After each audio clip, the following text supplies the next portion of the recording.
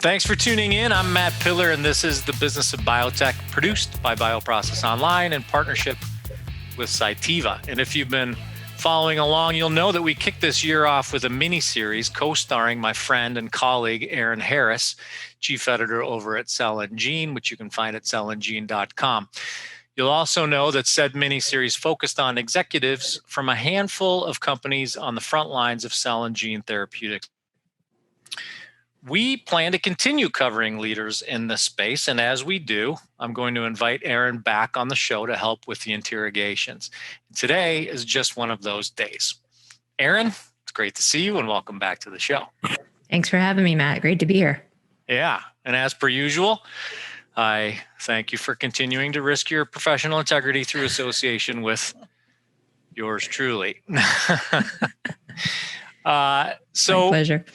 So production scalability and cost are two recurring themes in our discussions about the promise of cell therapies. And today we're talking with the leader of one company that's challenging itself to change the cost and scalability paradigms of CAR-T therapeutic production.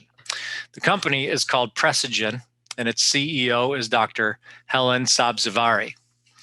When Dr. Sabzevari was appointed CEO of the company, spun out of Intrexon last year, she brought with her a wealth of experience gained in positions including SVP of immuno-oncology and global head of research and early development at EMD Serono, co-founder and CSO at Compass Therapeutics, and most recently SVP of human therapeutics and head of R&D at Intrexon.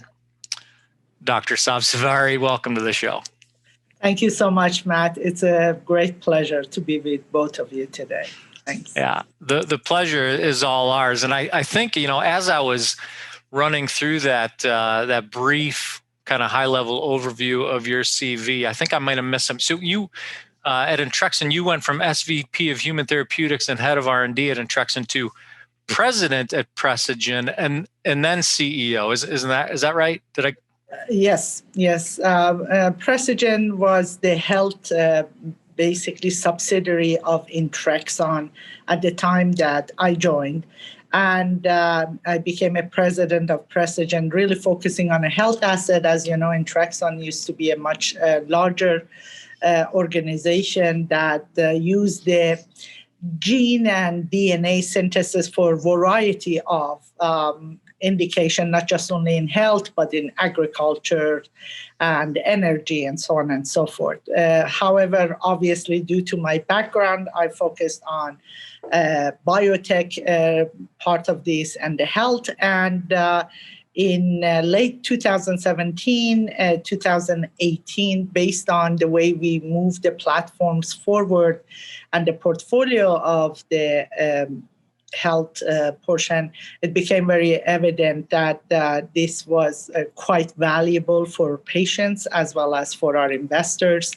And as a result of that, finally in 2020, the Precigen basically became the main focus, and Intrexon reverted to Precigen, and I was appointed as the CEO of Precigen. So, Dr. Sabzevari, this is one of the fascinating things about, I think, the space that you're in, is that, from my perspective, I look at your company as one that is not only producing a therapeutic, but is building a therapeutic production technology, right? I mean, it's like two very, very tall orders, very challenging things to do. So, and it's, unlike many in the pharmaceutical space and even biopharmaceutical space, where they're just solely focused on the therapeutic. So tell us about that. I guess start to kind of unwrap for us what the platform itself is. The you pronounce it for me. Yeah, it's the UltraCAR and UltraPorator. And the platform really goes back to the concept of using your own T cells or immune cells, and then genetically modifying them in such a way that they can recognize the tumor that exists in the body of the patient. And we have referred to these as UltraCAR compared to some of the conventional CARs, as I like to call them. And the difference is the field has moved toward obviously the cell and gene therapy. This is the cutting edge for the 21st century. Actually, I always have considered that post-checkpoint inhibitors, this is the cutting edge for the immuno-oncology and oncology field. Clearly, the promise has been shown that you can activate your own T cells and genetically modify them maybe with one gene to recognize the expression of a CAR and recognize the tumor in the body. But the issues at the heart of this has been, first of all, the concept of taking your own T cell, sort of transfect them or infect them with the lentiviruses and express a CAR that can recognize the antigen on a tumor that is inside the body of the patients. And that, even though has shown a great promise, especially in the hematological diseases, has unfortunately been unsuccessful in the solid tumors. And it, as we see even in the hematological tumors like ALLs, that has become an approved therapy, the reality is not being used that much because of first of all, the time that it takes and manufacturing complexity that is associated with it outside. And secondly, the price tags. So when we were looking at the platforms within Precigen and advancing the platform, our non-viral platform, to address some of these exact issues. So for the lack of better, in regard to the CAR-Ts, I always look at the CAR-Ts or T cells as the army of your body. It's just as simple as that.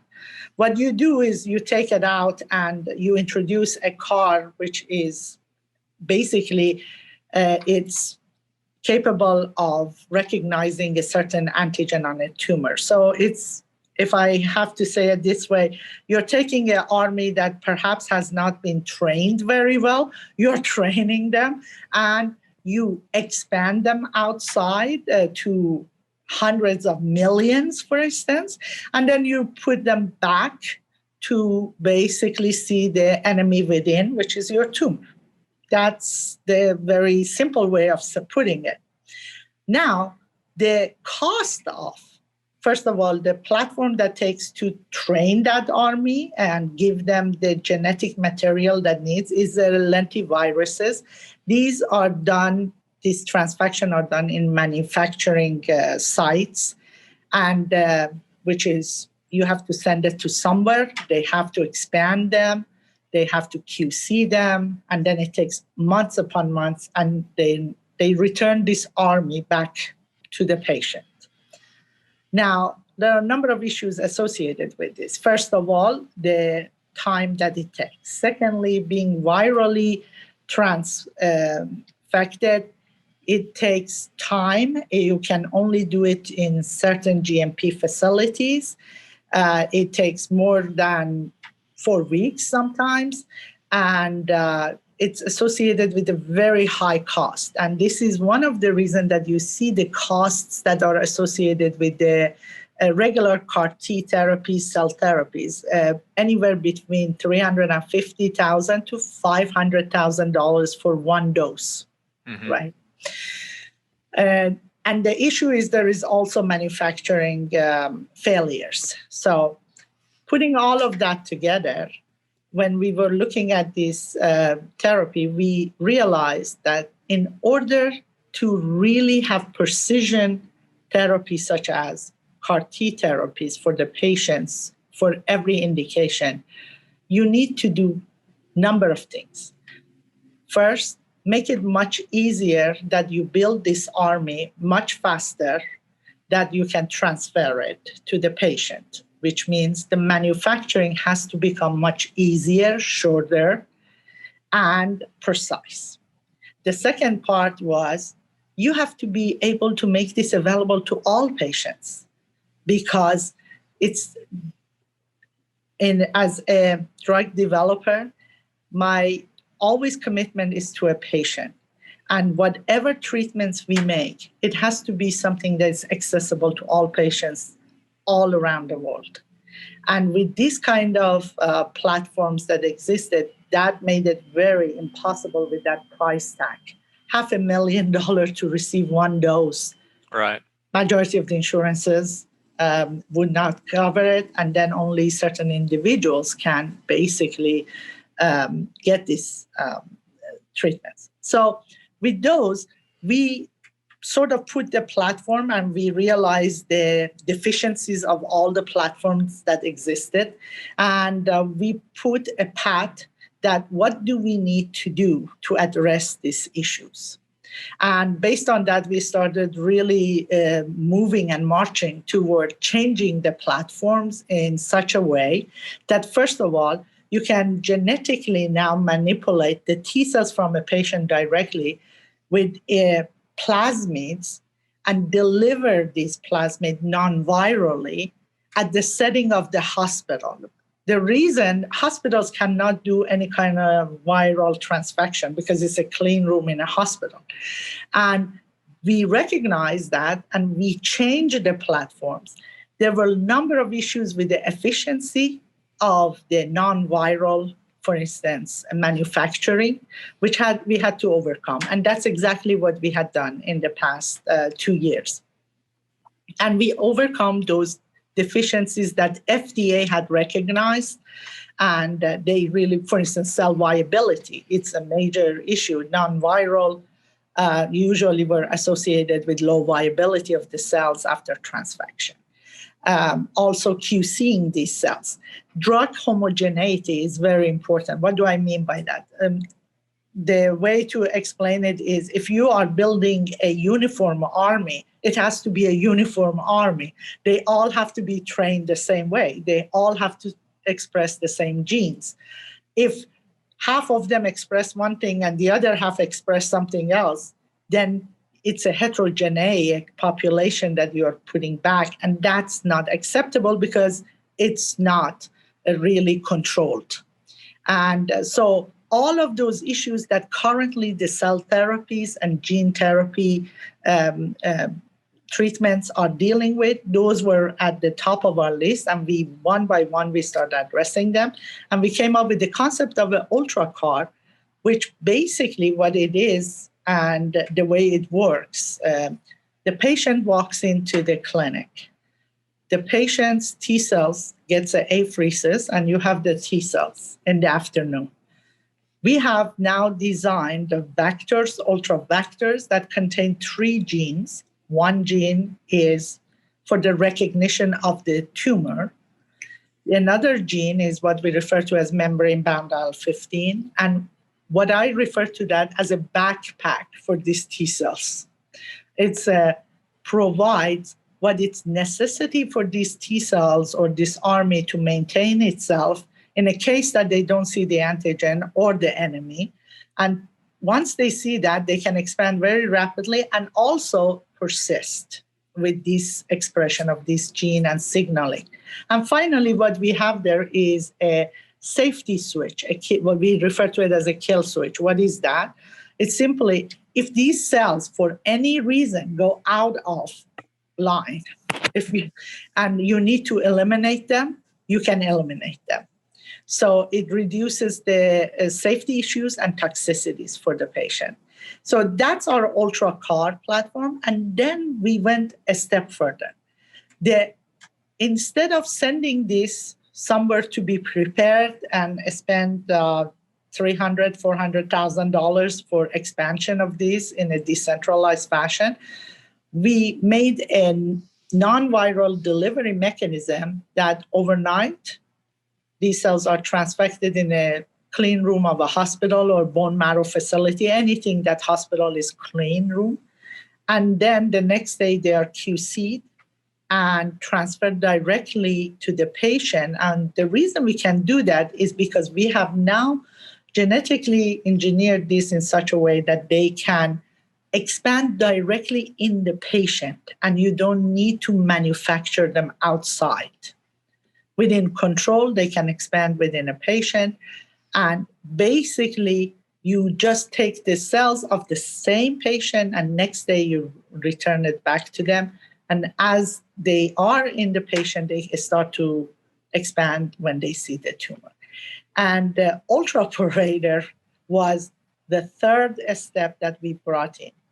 The concept for us was manufacture overnight without expansion, but then you have to reduce the time, obviously, if you want to do that. And all of the platforms that currently exist for non-viral transfection, especially when you want to scale up and take a large army to be trained or large number of T cells to be transfected, it takes hours upon hours for that transfection. Every time that the technician has to do hours of things, it can introduce problems, failures. We basically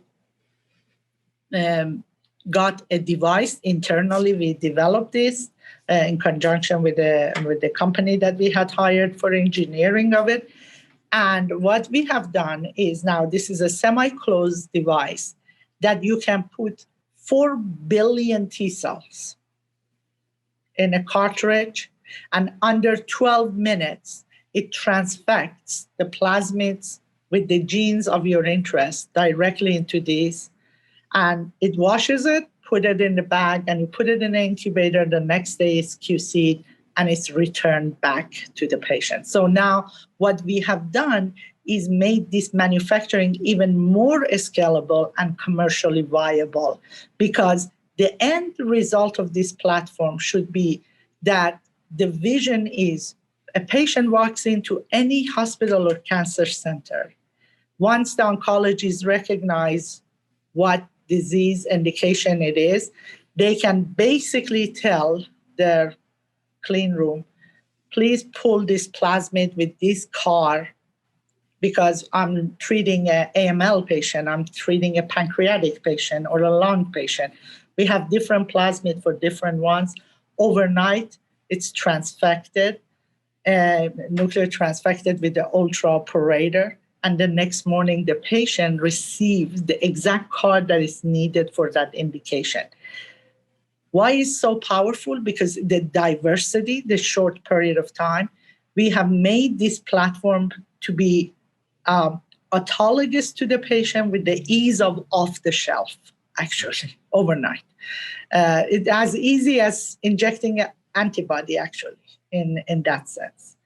And finally, it is important because you have to be able to do this not in one center in the United States or 2 centers, but in any centers. And currently, as our clinical trials are running in 2 different centers, for instance, our CMC and manufacturing groups does not do this. The technicians in the hospitals, they do this. And that was very important to show. So we are very excited about this platform, which is truly, it's a cutting edge platform. It reduces the cost tremendously because you are not manufacturing long. The type of cells that you are putting in, they are much younger and more active. You can redose the patients as many times as you want. And the price tag is nothing like $500,000, which does not allow it to do that at all. And the patients, by the way, depending on a disease or a change in the course of the disease, they can basically get different type of CARs. So that's the breadth of this technology. And that's what it makes us so excited and passionate about where we are with this whole platform and how we have evolved it to get to where it is. The Business of Biotech is brought to you in partnership with Cytiva. Together, we're committed to helping the leaders of new and emerging biopharma companies navigate the financial, organizational, human resources, and regulatory waters you'll encounter on your way from discovery to the clinic and beyond.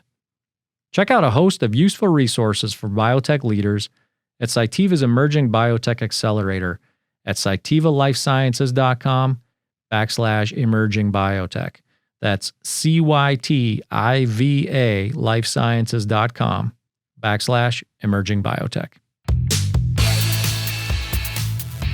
Aaron, I feel as though Dr. Sabzevari is the easiest interview you could ever ask for, because you ask one question and she gives you a very linear an analogy-filled, very clear understanding of like your next 15 questions. 100%. I said we can wrap up now. This is you've provided so much actionable information and answered every question we have. But I have to say that you mentioned it as exciting and cutting edge. Cutting edge doesn't even begin to explain it. This is beyond anything that we have even covered or talked about. Certainly from in cell and gene. Just the depth and the breadth of what you're able to do in a very, very in hours versus weeks, and cutting the cost from hundreds of thousands to a fraction of that. Explain again, what are the range of therapies that this is going to, the rapid manufacturing will be able to enable? I feel like this is going to change the whole sector forever. I mean, who else is doing this? Yeah. No, excellent. And you're right. This truly, it's unique. When the first time we started moving this forward, especially toward the clinic, and we took it to the FDA. FDA referred to this as first in mankind. And in the field there are many things are me toos as well, with the different, a little bit of changes. This is truly was first. And for us, even developing it, and when in a couple of years ago, when we started advancing these platforms, the concept was so exciting, but also, can we get there with the manufacturer? Can we advance this platform and the device and build this device that can do this? And you're right that it's unique. And that's why it differentiates us from any other company that currently are out there, because everybody else has the same virus platform. Now, maybe they do some editing, gene editing, and they do the off-the-shelf, which still you have to manufacture it, still limited doses, and still all of the issues that are connected with the price tag, and even with the tremendous lymphodepletion that goes there. I think this platform truly is unique, that addresses all of that. And in JP Morgan, we just introduce our vision, the CAR library vision, which I was just explaining, that basically you can walk into the clinic and next day have a tailor-made CAR-T for yourself. And if 6 months from now, God forbid, someone has a tumor that has a tumor escapee and heterogeneity in antigen, now the first CAR has done maybe cleaned up 30 or 40% of that tumor, and they need to go back with a different CAR. You can just go back, and these patients can have cells that have been frozen, for instance, T cells that can be, again, used for the CAR-T overnight, or they can be apheresed again and then have a different CAR next morning and receive that. So in that aspects, the diversity of this platform, the ability and flexibility of it, no other platform allows to be coming close to that. To give you an example, even the off-the-shelf that they say, well, they use one donor and they can use it across everybody. The best that can be done at these points, our manufacturing is for 100 patients. They have to go back to the remanufacturing with the long terms. But if you want to create a library of those CARs for 20 different indications, for instance, can you imagine the complexity? First of all, the price tag for generation of them, the complexity of storage, and the fact that their life is not, it's limited of these cells. Whereas in our cases is vials of plasmid, and it's sitting on a shelf. This is a DNA plasmid that, as we all know, it can almost last forever on a shelf. And then You can do it overnight. And to the point that you made, oncology is one part of this. Sure. The same thing can be now used in a lot of other rare diseases, in autoimmune diseases, and I think even infectious diseases that we have not been able to completely solve or the issues. And I think, to your point, this is a platform that has a lot to offer across different diseases.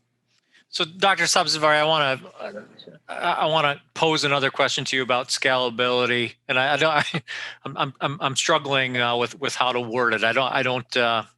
I'll just put it like this, right? So what you described takes this manufacturing, quote unquote, manufacturing environment, if you will, and it moves it in essence to a clean room in a hospital. In a hospital. Right, in a hospital. So. First, I've got a series of questions, but the first one is: are hospitals ready for this? You're transferring the responsibility, the cost, albeit a smaller cost, the expertise, right? The intellectual property, the process. You're transferring this to a distributed environment in clean rooms and hospitals. That's a pretty big paradigm shift. Are hospitals ready? Yeah. So this is. The answer to that, I would say, is yes, because it's the same thing as a bone marrow transplant. When they were doing the bone marrow, when originally people came out with the bone marrow transplant, oh my God, how does the hospital gonna do a bone marrow transplant? It was the exact same thing. There are SOPs that are written, and how do you basically take the bone marrow from a donor and separate the cells, and then you prep the patient, the recipient, and you transfer it. And by the way, they need a clean room, and they need, and that's why the clean rooms exist actually in hospitals for a number of these kind of studies. Bone marrow transplant has become, as you know, it's just a routine thing. Practically, all of the centers are doing this. Mm-hmm. So when we were advancing this platform, all of the questions that you put forward, this was also, we knew that we had to make it so easy that it can be transferred very simply. It doesn't require a force of, let's say, manufacturers and CMC professionals that has to be present in every hospital. And then the drug product, in a way, at the end is the cells. But the reality for those steps in between, when we use the plasmid or the ultraporator, for instance, it has to be so easy that can be done in smaller hospitals, larger hospitals, hospitals that have a smaller clean room or not. And that's how we started. And actually, we have put it in currently in 2 centers, at the Fred Hutch UW and at Moffitt Cancer Center for our AML trial, and ovarian trial is in Fred Hutch UW. And I think Dr. Nora Dices, who is the PI especially on our ovarian cancer, and UW have a very interesting video on their site. And I really recommend it to people that they speak about this process and how they have used it. Yeah. So, Dr. Sabzevari, repeat where our listeners can find that video real quick. It's Dr. Nora Dices and her team at UW, the University of Washington in Seattle, and Fred Hutch. And they have a video that it's about their facility, but they actually highlight the Precigen program because of the ease and the uniqueness of it, that they can use it, and their group is using it for treating the ovarian cancer patients there. So, and to that point, we made it the SOPs in such a way that you can easily transfer to these centers, and then they do a dry runs before they start the trial. And now for the past year and a half, they have been doing this, and in neither of the sites, our manufacturing, or I should say their manufacturing, has been 100%. And For instance, the ultra vectors, they are in the vials and they use it as they need. The ultraparator, now the unit, which in some of our slides we show them, it's a device, it's a semi-closed with the iPad, and all the operator has to do, everything is programmed. You just press the button on the iPad, and it does transfect that 4 billion cells in under 12 minutes. Yeah, it just sounds too good to be true, right? Right. Well, it does, but one of the things that I always say when I show our slides, I say, by the way, I have to tell people that as we speak, this is happening. We are treating the patients and they are doing those manufacturings directly. So, and by the way, we also in December and at JP Morgan, we showed the data preliminary data from both patients' ovarian cancer as well as our AML patients, that these cells actually, once they go inside, they expand and they persist. And that is what it changes the paradigm. Dr. Sabzevari. Yep, that was just going to say that's clutch. That is where I was going to go next, because the proof's in the data. So I'm sure, especially after hearing a conversation like this, everyone will be wanting to pay attention to the data coming out of Precigen. So thanks for sharing that. Dr. Sabzevari, speaking of the patients, so the patients who are currently in these trials and who are receiving the treatment, what do they have to say about this? They're experiencing something very different from other people who are receiving CAR-T therapy. What do they have to say about this? I think this is one of the uniqueness of this technology. For instance, in our ovarian cancer patient, and especially ovarian cancer is extremely close to my heart, as there is really no treatments out there. And these patients have failed 6 to 9 prior treatments. They are extremely sick. And I think the ease of this, the fact of basically being viable and being there for these patients to be transferred in a timely fashion. As you can imagine, these patients don't have that much time. One of our investigators, especially on AML, they showed data of one of our AML patients at ASH as a case study. And this patient, for instance, had entered to hospice. And when they heard of this and they were enrolled, the patient received their own cells overnight and very small amount. And they reported on this patient case study that 7 months later, the patient had stable disease and showed these cells, CAR-Ts, UltraCAR, had expanded and they were still persisting in the blood. So I think we are still at the early stages of the clinical trial and at the lower doses.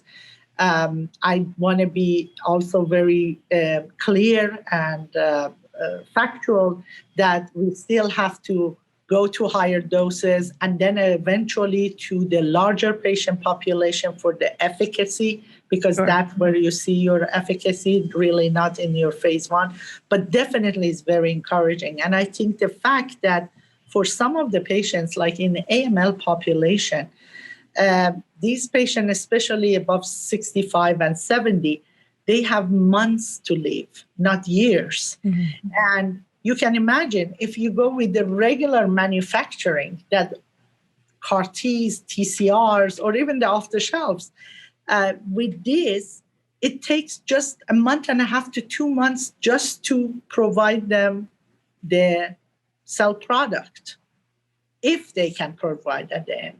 Whereas at least in this setting, we can overnight do this. And that was one of the reasons that we went to this indication, which is one of the toughest indication, by the way, because the very short period of time that you have, and unfortunately the patients have. So I think patients are very excited to enroll in this, and we are really committed to provide a kind of a therapy for these patients that there is really nothing out there. It's, I've got one more question, and we're going to have to wind things down for time here, Dr. Sabzevari, although I feel like I could converse with you all afternoon. I'm sure Aaron feels the same way. Absolutely. But getting back to a question I asked earlier about the paradigm shift in like manufacturing locale and the logistics, it's unlike anything that we've seen. And it's also unlike anything that I dare say regulatory authorities have seen, right? So if there's an organization in the world that has been pressed to keep up with an industry from a regulatory standpoint, it's the FDA. I mean, especially in this day and age, of COVID and speed and agility. I can imagine that when they look at a company like yours, they are faced with some challenges of their own. How do we go about applying traditional historic regulatory, tenets to a company that's doing something so out of the ordinary? So share your perspective on that with us. What have you been challenged by? What have you seen? How have you worked with regulatory authorities to kind of move them along with you as you've developed the platform? Yeah, no, excellent question. You're absolutely right.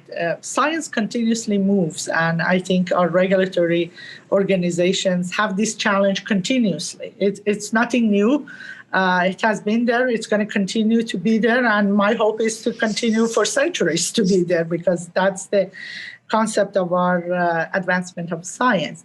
For us, I think was very important that early stages we had preliminary meetings with our FDA and regulatory colleagues. And I think this was very important for both sides to be educated on something that is completely new, but at the same token, what are the most important things that needs to be addressed? And also, what are the requirements of the FDA for the future? For instance, the ultra-operator or the drug homogeneity. This was one of the things that our investigators and our KOLs very upfront were discussing with our FDA. How should the drug product look like? Mm-hmm. Right now, a lot of companies are suffering from that, especially in cell therapy, gene therapy, because it's a mixture. And of course, FDA requires a homogeneity.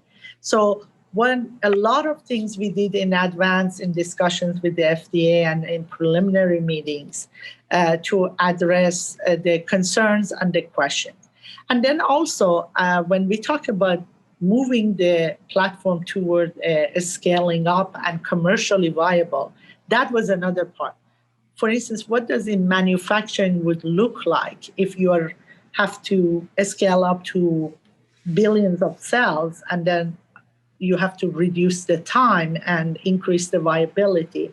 So I would say, I think those are important discussions. It's continuously you have to be in touch, discuss, and for me has been to anticipate what will come in 6 months, in a year, in 2 years.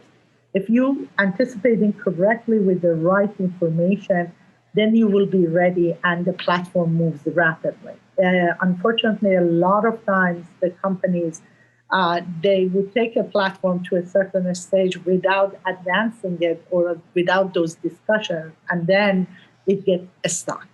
Yeah. So those are one of the aspects. I was just last week on a panel with Dr. Scott Gottlieb, former FDA, and also a number of my colleagues, CEOs, and that was exactly the topic, that how do we move both FDA and the companies more with more agility toward the treatments that can be approved for the patients. And this was exactly at the center and heart of it, that how to interact with the FDA and make sure that they are informed as well as they are part of your conversation. Yeah. Those, two of those points around early engagement and anticipation of what that engagement might look like are sound pieces of advice for any emerging biotech. Thank you for that. So I'm going to give you 2 minutes, and I'm going to hold you to it to wrap things up. 2 minutes on the next big step for Precigen. I think from our perspective is our UltraCAR expansion, finishing the dose escalation expansion, not only in ovarian cancer AML, but to other indication, which we are very excited. And one other things that we are extremely excited is our adenovirus platform, that this is another set of treatments that actually educates your own immune system, this time directly inside your body. And it's currently we have a trial at NCI for HPV, which we are very, very excited, and it's moving rapidly forward. So a lot to come, I would say, with our innovative platforms. And we are committed for the patients, and this is what we do, and that's where we are doing what we do. So we are looking forward to bring innovative treatments to our patients. Awesome. I've really enjoyed the conversation, Dr. Sabzevari. Same here. Thank you so much for having me, and thank you again. And thanks to all of your listeners. Oh, it's our pleasure, and we'll keep an eye on Precigen, and we'll hope to have you back again soon. Thank you very much. I will be happy. Bye-bye. So that's Dr. Helen Sabzevari and Aaron Harris. I'm Matt Pillar, and this is The Business of Biotech, produced by Bioprocess Online in partnership with Cytiva, an organization I encourage any young biotech to check out at cytiva.com/emerging biotech. I also encourage you to visit cellandgene.com and bioprocessonline.com, where you can subscribe for free to the newsletters that Aaron and I produce. Speaking of subscriptions, if you like The Business of Biotech, please subscribe to it and give us 5 stars on your favorite pod platform. In the meantime, thanks for listening.